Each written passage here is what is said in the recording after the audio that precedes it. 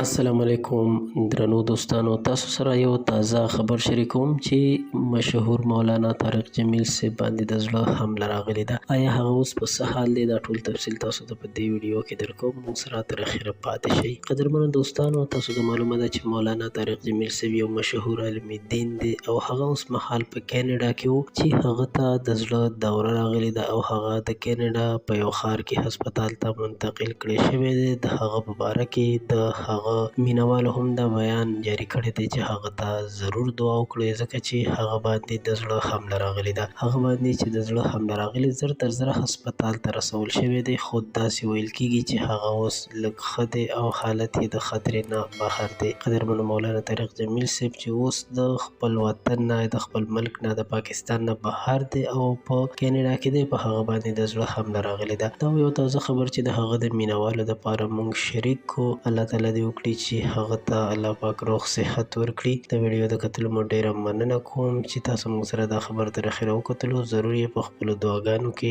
یاد ساتئ.